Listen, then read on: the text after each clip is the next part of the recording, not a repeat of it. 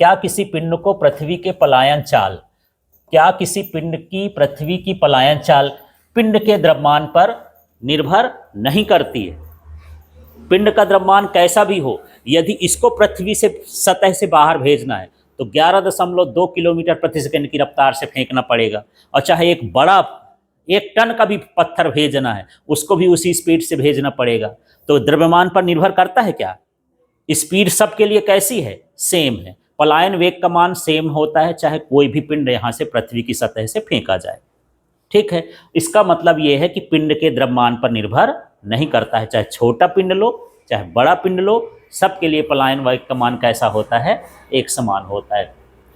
प्रक्षेपण बिंदु की अवस्थिति, अब चाहे बिंदु चाहे यहां से फेंक दो चाहे वहां से फेंक दो, स्थान बदलने से भी, है ना, पलायन वेग का मान नहीं बदलेगा। हम सोचे कि नहीं यार यहां से नहीं फेंकते, थोड़ा दूर से फेंकते हैं तो कम स्पीड में फेंकना पड़ेगा, ऐसा नहीं है, सबके स्पीड क्या है? बराबर है।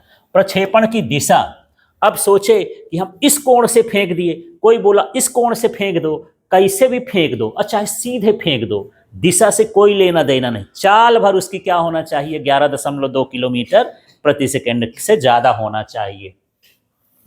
पिंड के प्रमोचन की अवस्थिति ऊंचाई पर, हाँ ऊंचाई पर निर्भर करता है। जैसे मान लो मैं यहां से फेंक रहा हूं तो 11.2 किलोमीटर प्रति सेकंड की रफ्तार चाहिए। यदि यहां से मैं 50 किलोमीटर दूर चला जाऊं और वहां से फेंकूं तो उसकी चाल क्या हो जाएगी? कम हो जाएगी, कम चाल से फेंक सकते हैं। मतलब यहां पर जो पलायन चाल है वो किस पर निर्भर करती है? ऊंचाई पर। समझ में आ गया? तो फिर से बात करते हैं, पलायन चाल पिंड के द्रव्यमान पर निर्भर करेगी? नहीं करेगी। प्रक्षेपण बिंदु की स्थिति पर निर्भर करेगी? नहीं करेगी। प्रक्षेपण की दिशा पर निर्भर करेगी? नहीं करेगी। ऊंचाई पर निर्भर करेगी? हाँ निर्भर करेगी।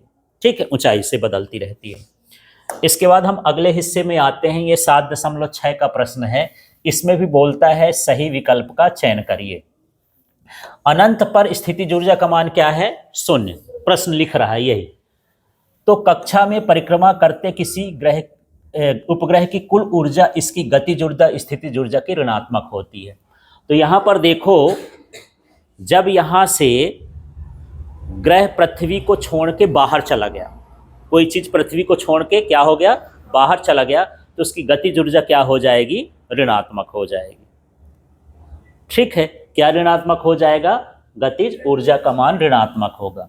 अगला है, कक्षा में परिक्रमा करने वाले किसी उपग्रह को पृथ्वी के गुरुत्वीय प्रभाव से बाहर निकालने के लिए आवश्यक ऊर्जा समान ऊंचाई के किसी स्थिर पिंड को पृथ्वी के प्रभाव से बाहर प्रक्षेपित करने के लिए आवश्यक ऊर्जा से कम होती है। मतलब ये है कि यदि आप जो है नीचे से किसी चीज को फेंकोगे तो उसमें ज़्यादा ऊर्जा की ज़रूरत पड़ेगी, और ऊंचाई से फेंकोगे तो उसको कम ऊर्जा की ज़रूरत पड़ेगी। बस ऐसा ही है। ठीक है ना, किसी चीज को हमको पृथ्वी से बाहर निकालना है तो हम पहले सोचे कि यहीं से फेंक देते हैं यार तो ज्यादा ताकत लगेगी, फिर सोचे नहीं हम एरोप्लेन से जाएंगे, रॉकेट से जाएंगे ऊंचे पर, फिर फेंकेंगे, है ना। जैसे हम लोग उपग्रह छोड़ते हैं ना, तो उपग्रह को यहीं से नहीं फेंक देते हैं, उपग्रह को पहले रॉकेट से हम दूर ले जाते हैं, फिर रॉकेट से धक्का मारते हैं, वहां कम धक्के में वो घूमना चालू कर देता है, तो वहां पर ऊर्जा क्या होती है? कम हो जाती है। ठीक इस तरह से है। अब हम आगे के प्रश्न में हैं। यहाँ पर प्रश्न है 7.8 का। इस प्रश्न को देख लेते हैं। कोई धूमकेतु सूर्य की परिक्रमा अत्यधिक दीर्घवृत्तीय कक्षा में कर रहा है। ठीक है, एक धूमकेतु जो है गैसों का पिंड होता है ना, और वो जब सूर्य के नजदीक आता है तो उसकी गैस फैल जाती है, तो गैस चमकती है, ऐसे लगता है पूंछ बनाए कोई चीज जा रहा है, पूंछ होती नहीं।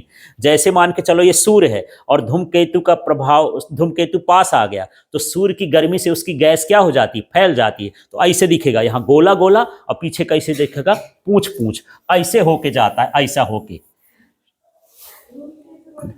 धूमकेतु एक तरह का पिंड है, जैसे उल्का पिंड होता है जो हम रात में देखते हैं, वो चमकता हुआ गिरता है, ऐसे ही एक धूमकेतु है, थोड़ा सा पिंड होता है जो कभी कभी पृथ्वी के चक्कर में आ जाता है। जैसे हेली नाम का धूमकेतु सुने होंगे, ये हमारे पृथ्वी में 76 साल में एक बार दिखाई देता है ना। तो ये भी जैसे ग्रह चक्कर लगाते हैं, ऐसे ये भी सारी इलाके में कहीं कहीं क्या होता है, घूमते रहता है। कभी कभी पृथ्वी के पास गया, कभी किसी के पास गया, ऐसे घूमते रहता है। उस पिंड को हम क्या बोलते हैं, धूमकेतु। वास्तव में ये हवा के पिंड होते हैं, गहरे घनत्व वाले हवा के क्या होते हैं, पिंड होते हैं। इनको धूमकेतु कहते हैं। तो चलो, यहाँ प्रश्न धूमकेतु का नहीं था, इसको समझना। यहाँ पर यह समझना है कि यह धूमकेतु जो है दीर्घवृत्तीय कक्षा में घूम रहा है, तो शुरू से अंत तक इसके रैखिक चाल में क्या होगा, है ना। तो यहां इसकी रैखिक चाल इसमें पूछा है, कौन सी चीज नियत रहती है, फिक्स रहती है, बदलती नहीं है। तो रैखिक चाल बदल जाती है, नियत नहीं रहती है, ये हमको बताना। ठीक है। इसके बाद जो कोणी चाल होती है, उसकी कोणी चाल क्या होती है, नियत होती है। ठीक है। कोणी संवेग भी क्या होता है, नियत होता है। गतिज ऊर्जा नियत नहीं होती है। गतिज ऊर्जा का मान क्या होता है, बदलता रहता है। इसमें सिर्फ उनको बताना है कि कौन नियत है और कौन नियत नहीं है। फिर यहाँ पर ये स्थितिज ऊर्जा, इसका मान भी नियत नहीं रहता है, इसका मान भी बदलता रहता है। फिर यहाँ पर पूछ दिया कुल ऊर्जा, कुल ऊर्जा का मान क्या होता है, नियत होता है। ठीक है, क्लियर हो गया इसमें। तो कोई भी यदि धूमकेतु नहीं, उल्का पिंड पूछ दे, कोई उपग्रह ही पूछ दे, यदि घूम रहा है तो क्या क्या चीज उसकी नियत रहेगी यार, कोणी चाल नियत रहेगी, कोणी संवेग नियत रहेगा और कुल ऊर्जा नियत रहेगी। बाकी स्थितिज ऊर्जा, गतिज ऊर्जा और रैखिक चाल ये नियत नहीं होगी, बदलती रहेगी। ये सब के लिए, मेरी पृथ्वी के लिए भी यही है ना।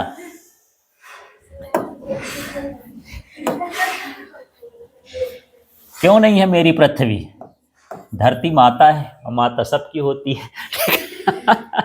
यहाँ पर देखते हैं, निम्नलिखित में कौन सा लक्षण अंतरिक्ष यात्री के लिए दुखदाई हो सकता है, खतरनाक हो सकता है। तो पहला दिया है पैरों में सूजन, चेहरे में सूजन, सिर दर्द और दिक विन्यास समस्या। बहुत सोचते हो कि चलो यार हम चंद्रमा में चले जाएंगे, पृथ्वी के बाहर चले जाएंगे, इतना आसान थोड़ी है। वहां पर जाओगे तो आपके हाथ पैर चेहरे ये सब फूल जाते हैं कि स्पेस सूट दिया जाता है। नीचे आते हैं तो हाथ पैर नहीं चलते हैं, 2-4 दिन एक्सरसाइज कराते हैं, फिर इसके बाद यहाँ फिर उसका हाथ पैर चलना चालू हो जाता है। तो अंतरिक्ष में जब जाते हैं तो 2-4 साल तो उसको उस तरह माहौल दे के प्रैक्टिस कराते हैं कि भैया तुम कैसे लटके रहोगे, कैसे करोगे, कैसे खाओगे, कैसे पियोगे, है ना। ये सारा ऐसा माहौल देते हैं जैसे अंतरिक्ष में रहता है, ग्रेविटी शून्य होती है ना वहाँ। ठीक है। तो पैरों में सूजन नहीं होता है, क्योंकि पैर उसके क्या होते हैं, तैरते रहते हैं ऊपर। हम जैसे खड़े हैं वहां पर वो खड़े नहीं होता, पैर क्या होते हैं, तैरते हैं। ठीक है। यहाँ पर चेहरे में सूजन, चेहरा थोड़ा नीचे रहता है तो चेहरे में सूजन हो जाता है। आप बहुत देर तक ऐसे खड़े रहो तो आपकी जो पैर है ना, थोड़े थोड़े भारी लगने लगेंगे, मोटे मोटे लगने लगेंगे, क्योंकि यहाँ का खून उतर के वहां नीचे की ओर चला जाता है। ठीक है। लेकिन अंतरिक्ष में क्या होगा, अंतरिक्ष में उल्टा हो गया, ऐसे लटका है, वहीं का खून कहाँ आ जाएगा, चेहरे तरफ आ जाएगा, चेहरा फूल जाता है वहां। ठीक है। दूसरा, चेहरा फूलेगा तो सिर में भी दर्द होगा यहाँ पर। ठीक। और दिक विन्यास की समस्या, दिक विन्यास का मतलब यह है कि मैं जाना चाहता हूं इस दिशा में, कोई दिशा नहीं रहती है वहां पर, तैरता ना रहता है। ठीक है। तो उसको कौन कौन सी समस्या हो सकती है, उसको चेहरे में सूजन हो सकता है, उसके चेहरे पर सिर दर्द हो सकता है, उसको दिक विन्यास की समस्या हो सकती है, दिशा का ज्ञान नहीं होता, भटकता रहता है, इधर उधर तैरते रहता है कुल मिला के।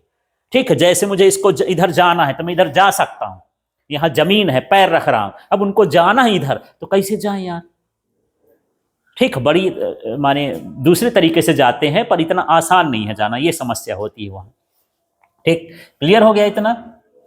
हाँ, इसके बाद यहाँ पर हम इस क्वेश्चन में है, ये हमारे पास 7.14 का क्वेश्चन, और क्वेश्चन है एक शनि वर्ष, शनि एक ग्रह है, दिन ना समझ लेना कि शनिवार है, दिन की बात नहीं, शनि एक क्या है, ग्रह है, उसका एक वर्ष पृथ्वी के 29.5 गुना के बराबर है। मतलब है जैसे पृथ्वी एक साल में चक्कर लगा लेती है सूर्य का, तो शनि ग्रह को चक्कर लगाने के लिए 29 साल 6 महीने का टाइम चाहिए। इतने समय में वो चक्कर पृथ्वी का लगा सकता है। दूर है शनि ग्रह हमारी पृथ्वी से, जो जितना दूर है उसको ज्यादा समय लगेगा। ठीक है। यदि पृथ्वी से सूर्य की दूरी इतनी है 1.5 × 10⁸ किलोमीटर, तो सूर्य से शनि की दूरी क्या है ये पूछ रहा है। समझ में आ गया। फिर से बात करते हैं, पृथ्वी जो है सूर्य के चारों ओर कितने समय में चक्कर लगाएगी, एक वर्ष में। क्लियर हुआ। अब जो है शनि ग्रह है वो कितने समय में लगाएगा, 29.5 वर्ष में चक्कर लगाएगा। अब हमको सूर्य से पृथ्वी की दूरी पता है कि 1.5 गुणे 10�8 किलोमीटर है, माने 15 करोड़ किलोमीटर है। तो फिर शनि की दूरी पृथ्वी से कितनी होगी, ये हमको ज्ञात करना है। ठीक, तो यहाँ पर देख लेते हैं, ये है टाइम पीरियड एट अर्थ, पृथ्वी पर परिक्रमा का काल कितना है, 1 साल। और शनि में ही कितने साल लगता है, 29.5 साल लगता है। ठीक है, तो केपलर के तृतीय नियम से अभी लिखे थे हम लोग कि जो आवर्त काल का वर्ग होता है वो त्रिज्या के घन के माने घन के समानुपाती होता है। तो इधर चाहे त्रिज्या लिख दो, चाहे इधर आगे पीछे किसी को भी लिख सकती है, यदि इसको इस तरफ लिख दो उस तरफ लिख दो तो कोई फर्क नहीं पड़ेगा। ठीक है, अब यहां से मैं 3 का पक्षांतर कर दूंगा तो ये 2 के बटे में क्या हो जाएगा, 3। इतना समझ में आ गया। अब यहां पर मुझे आर एस निकालना है, आर एस का मतलब शनि की त्रिज्या, सैटर्न की त्रिज्या। तो आर ई का मैं क्या कर दिया, पक्षांतर। अब इसमें मान रखना है, आर ई का मान, पृथ्वी की त्रिज्या कितना दिया है, 1.5 गुणे 10�11। यहाँ जो दिया है इसमें ये भी लिख देंगे, आर ई बराबर कितना है, 1.5 गुणे 10⁸ किलोमीटर। यहाँ अच्छा, यहाँ 8 है नहीं तो ठीक है ना, ये किलोमीटर में है, 1.5 गुणे 10⁻11 मीटर, ये मीटर में लिखेंगे। किस में लिखेंगे, मीटर में। समझ में आ गया। ये जो मान दिया है किलोमीटर में दिया है, किलोमीटर को एसआई मात्रक में बदलेंगे तो 1 किलो का मतलब 1000, 1000 का मतलब 10⁻3, तो 8 और 3 जोड़ के तो 10 कितना हो जाएगा, 11। इसलिए यहाँ पर 1.5 गुणे 10⁻11 हो गया। ठीक है, अब ये टीएस का मान, टीएस का मान कितना है, 29.5 टीई, अर्थ का इतना गुना है ना, और यहाँ पर ये टीई है, टीई कैंसिल हो जाएगा।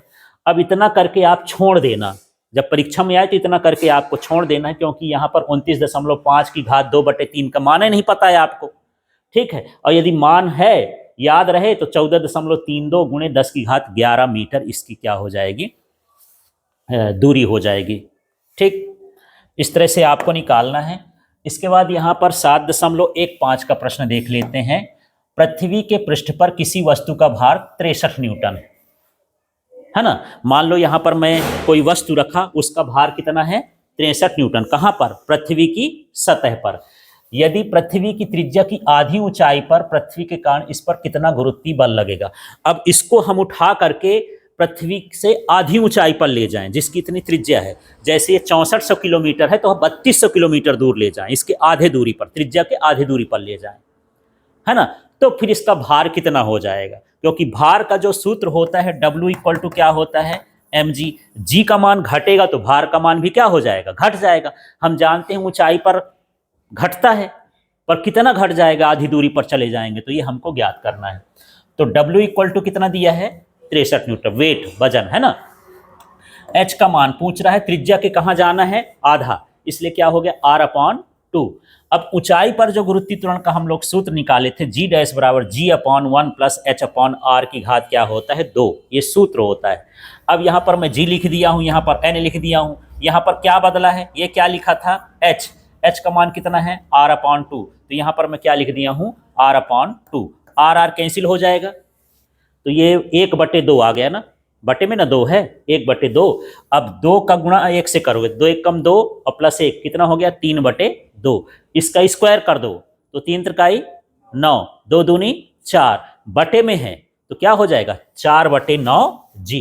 मतलब जो 63 है उस इसमें मान रख देंगे, 4/9 g का मान किस में रख देंगे, 63। तो 9 सत्ते 63, 7 चौक 28, माने आधी ऊंचाई पर उसका जो भार है वो कितना हो जाएगा, 28। ये नया भार है, ठीक है, ऊंचाई पर भार है, ठीक है ना, आधी ऊंचाई पर भार। अब यहां पर हम नेक्स्ट क्वेश्चन में है, ये प्रश्न है 7.16। यह मानते हुए कि पृथ्वी एक समान घनत्व का गोला है, इसके पृष्ठ पर किसी वस्तु का भार 250 न्यूटन है, ज्ञात कीजिए कि पृथ्वी के केंद्र से आधी दूरी पर वस्तु का भार कितना होगा। अब हमको गहराई में जाना है। अभी हम कहाँ गए थे आधी दूरी तक, पिछले क्वेश्चन में ऊंचाई में। अब हम पृथ्वी को अंदर चले जाएं, कितना अंदर चले जाएं, इसकी त्रिज्या है 6400 किलोमीटर, तो हम कितने चले जाएं, 3200 किलोमीटर, त्रिज्या का क्या चले जाएं, आधा। तो यहाँ पर देखो, अभी जो सतह पर भार है कितना है, यहाँ पर जमीन पर भार कितना है, 250 न्यूटन। यदि हम आधी गहराई पर जाएंगे, माने त्रिज्या का आधा हो गया, d इक्वल टू r/2।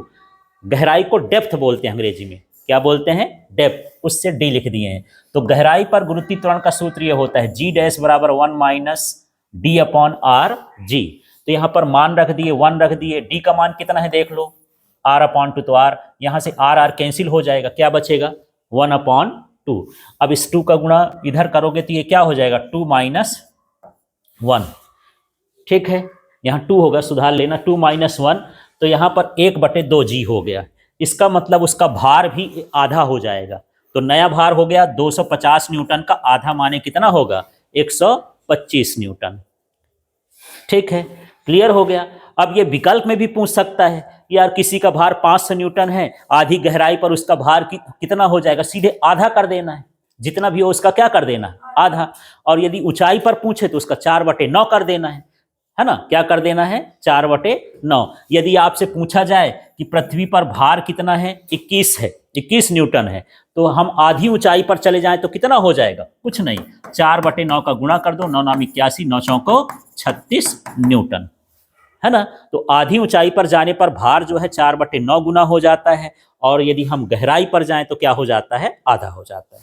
ठीक।